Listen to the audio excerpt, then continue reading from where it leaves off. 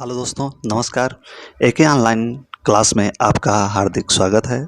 मैं अजय सर आप लोगों के बीच टीजीटी पीजीटी आर्ट एलटी के कला से संबंधित साथियों महत्वपूर्ण वीडियो पे प्रश्न लेके आया हूँ साथियों, जो 2022 एग्ज़ाम की दृष्टि से बहुत मोस्टफुल है साथियों, जो लाभदायक है आपकी तैयारी के लिए।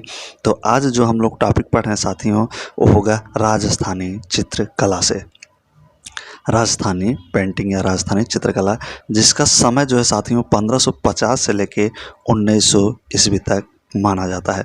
तो राजस्थानी चित्रकला में जैसे कि आप देख रहे हैं, तो आज का जो सबसे पहला क्वेश्चन होगा साथियों, वो है आपका जयपुर शैली। क्या है साथियों? जयपुर शैली पर सर्वाधिक प्रभाव किस शैली का है? तो कह रहा है कि जो जयपुर शैली है, इस शैली पर सबसे अधिक, सर्वाधिक यानी कि सबसे अधिक किस शैली का प्रभाव है? तो कंपनी शैली का है जयपुर शैली पर प्रभाव, या बंगाल शैली का था, या मुगल शैली का, या पहाड़ी शैली का साथियों। तो उम्मीद है कि साथियों जो प्रश्न हैं वो आपको अच्छे लगेंगे साथियों, और प्रश्न अच्छा लगे, वीडियो अच्छा लगे तो वीडियो को लाइक और सब्सक्राइब कमेंट जरूर करें साथियों। आपका कितने में से 25 प्रश्न है साथियों, जो कि सुपर संडे की आज क्लास है। तो 25 प्रश्न में आप देखेंगे आपका कितना सही होता है, तो आप कमेंट बॉक्स में ज़रूर बताएं साथियों। सभी भाइयों बहनों से निवेदन है। तो चलते हैं साथियों, जयपुर शैली पर सर्वाधिक प्रभाव किस शैली का पड़ा? तो चारों शैली आपके सामने दिया गया है। तो इसमें देखिए किस शैली का प्रभाव पड़ा था जयपुर शैली पर। तो इसमें अगर देखा जाए तो जो राइट आंसर होगा आपका हो जाएगा साथियों गा। क्या हो जाएगा साथियों? गा जो है यहाँ पे मुगल शैली। जयपुर शैली पर जिस शैली का प्रभाव पड़ा था वो कौन सी शैली थी साथियों? मुगल शैली थी। तो यहाँ पे ग वाला आंसर आपका बिल्कुल करेक्ट हो जाएगा। अगला है हाड़ा राजाओं की राजधानी क्या थी? करेक्ट, जो हाड़ा राजा थे उनकी राजधानी क्या थी साथियों? ना, तो मेवाड़ थी, जयपुर थी, बीकानेर था, या बूंदी था।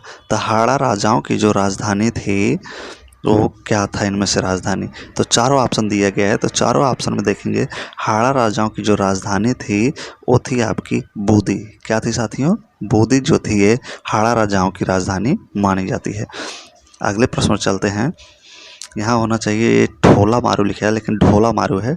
ढोला मारू विषयक चित्र क्या है? ढो है, ढा है, यहाँ ढोला हो गया है। ढोला मारू विषयक चित्र किससे संबंधित है? जयपुर शैली से, किशनगढ़ शैली से, मेवाड़ शैली से, या मालवा शैली से। तो ढोला मारू के जो चित्र हैं साथियों 3 नंबर पर देखेंगे किस शैली से ये संबंधित हैं। यहाँ देखेंगे जो ढोला मारू का चित्र है मित्रों, चारों ऑप्शन जो आपका सबसे अच्छा आंसर होगा वो होगा आपका मेवाड़ शैली।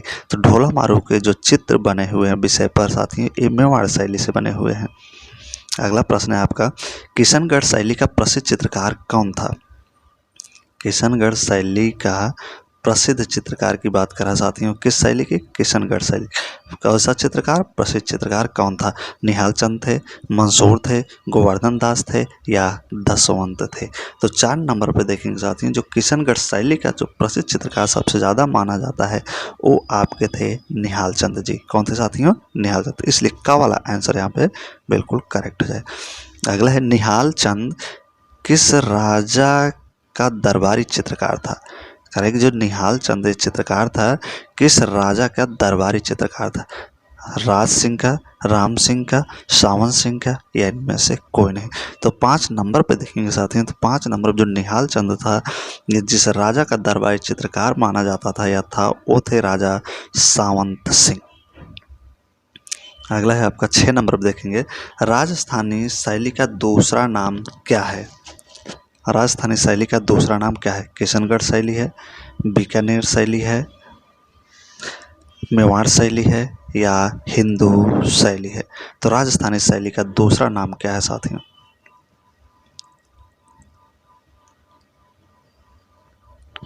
तो 6 नंबर पर देखेंगे यहाँ जो 6 नंबर का जो क्वेश्चन होगा साथियों, राजस्थानी शैली का जो दूसरा नाम होता है वो होता है आपका हिंदू शैली। क्या होता है साथियों?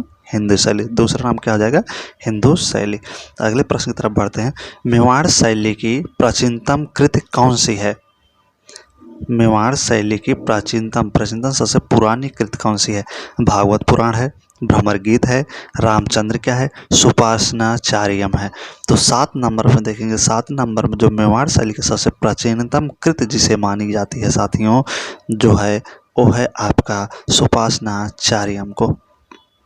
यहाँ पे घ वाला आंसर आपका सही हो जाएगा। अगला है फण संबंधित है। फण जो है संबंधित है। फण राजस्थानी लोक कला से, आलेखन से, या पहाड़ी चित्रकला से, या आपके मुगल कला से। तो फड़ जो है किससे संबंधित है?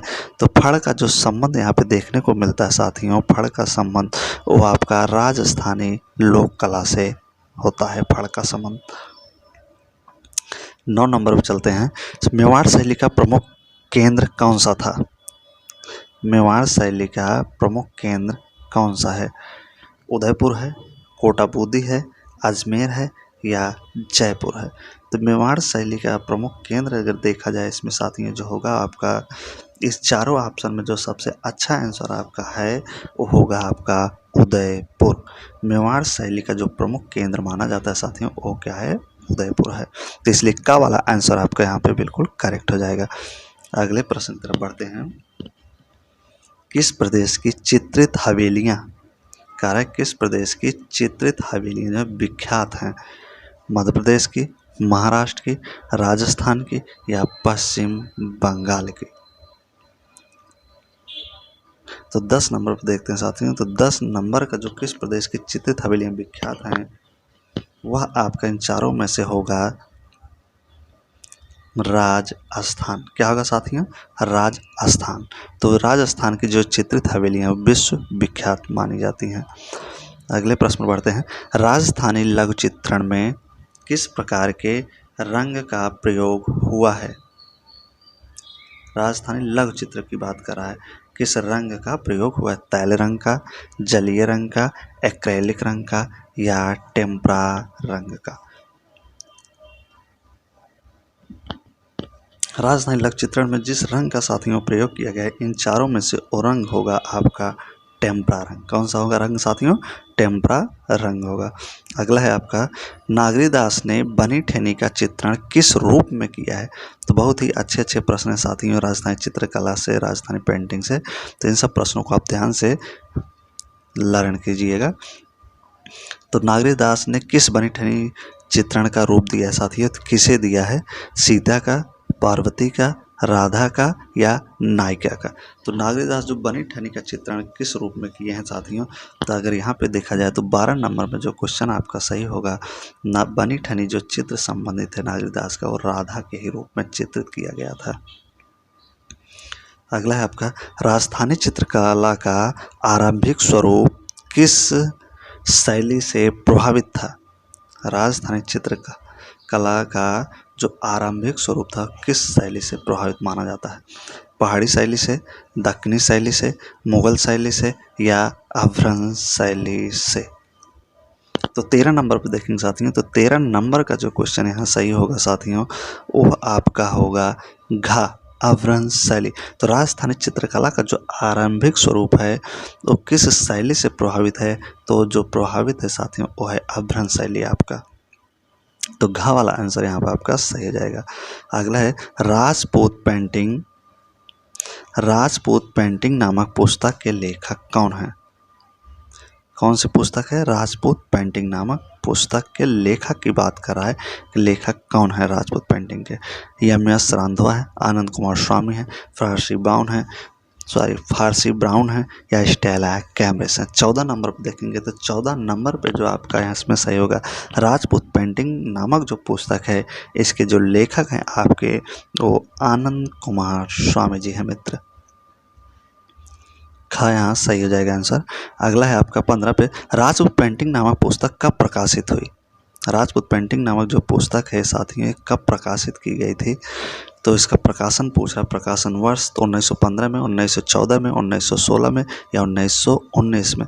तो राजपूत पेंटिंग का जो प्रकाशन हुआ था साथियों इसका जो समय है आपका वो हो जाएगा 1916 में। 1916 से में राजपूत पेंटिंग का प्रकाशन हुआ था। आनंद कुमार स्वामी द्वारा। अगला कोटा शैली का प्रसिद्ध चित्र है, कोटा शैली का प्रसिद्ध चित्र है तो क्या है कोटा शैली का प्रसिद्ध चित्र? पक्षियों का शिकार, रसिकप्रिय, रागमाला, पशुओं का शिकार। तो कोटा शैली में सबसे ज़्यादा जो चित्र बनते थे साथियों वो क्या आता था? पशुओं के शिकार से संबंधित चित्र बनते थे। तो इसलिए 16 नंबर में देखा जाए यहाँ पे तो जो घ वाला आंसर होगा वो आपका सही हो जाएगा। अगले प्रश्न की तरफ बढ़ते हैं। जयपुर शैली के भित्ति चित्र बनाए जाते हैं, कार्य के जो जयपुर शैली के जो भित्ति चित्र हैं वो बनाए जाते हैं किस पर? संगमरमर पर, सूखी सतह पर, गीली सतह पर, ईंट की सतह पर। तो जयपुर की बात करें, जयपुर शैली के जो चित्र होते हैं किस सतह पर बनाए जाते हैं साथियों? तो अगर देखा जाए तो जयपुर शैली के जो चित्र साथियों ये आपके गीली सतह पर ही बनाए हुए मिलते हैं। 18 नंबर पर देखेंगे, जयपुरी फ्रेस्को चित्रण निम्न में से वर्तमान में किस केंद्र पर सिखाया जाता है? जयपुरी जो फ्रेस्को है साथियों इसका जो चित्रण है वर्तमान समय में किस केंद्र पर सिखाया जा रहा है? जयपुरी फ्रेस्को का चित्रण वर्तमान में किस केंद्र पर सिखाया? वनस्थली में, मद्रास में, मुंबई में या वाराणसी में? तो कहाँ पे सिखाया जा रहा है साथियों जयपुर फ्रेस्को का चित्रण? 18 नंबर पे देखेंगे तो 18 नंबर का जो यहाँ पे राइट आंसर होगा साथियों वो आपका होगा वनस्थली विद्यापीठ में। कहाँ होगा साथियों? वनस्थली विद्यापीठ में। तो का वाला आंसर आपका बिल्कुल करेक्ट जाए। अगला है, यूरोपीय फ्रेस्को चित्रों की तकनीक का प्रभाव भारत के किस शैली पर पड़ा है? ना यूरोपीय फ्रेस्को चित्रों की जो तकनीक है न इसका प्रभाव भारत के किस शैली पर पड़ता है? यूरोपीय फ्रेस्को जो चित्रों की जो तकनीक है इसका प्रभाव भारत के किस शैली पर पड़ा? बंगाल शैली पर पड़ा, जयपुर फ्रेस्को शैली पर पड़ा, मुगल शैली पर या पाल शैली पर पड़ा? ना तो यहाँ पे देखिए जो 19 नंबर का क्वेश्चन होगा साथियों तो यूरोपीय फ्रेस्को का जो तकनीक था साथियों ये भारत के जिस शैली पर पड़ा उस शैली का नाम है जयपुर फ्रेस्को शैली तकनीक पर पड़ा था। इटालियन फ्रेस्को पेंटिंग की तकनीक किसके समान है? अगला है, इटालियन फ्रेस्को पेंटिंग की जो तकनीक है किसके समान है? तकनीक इसमें भी आया उसमें भी तकनीक था।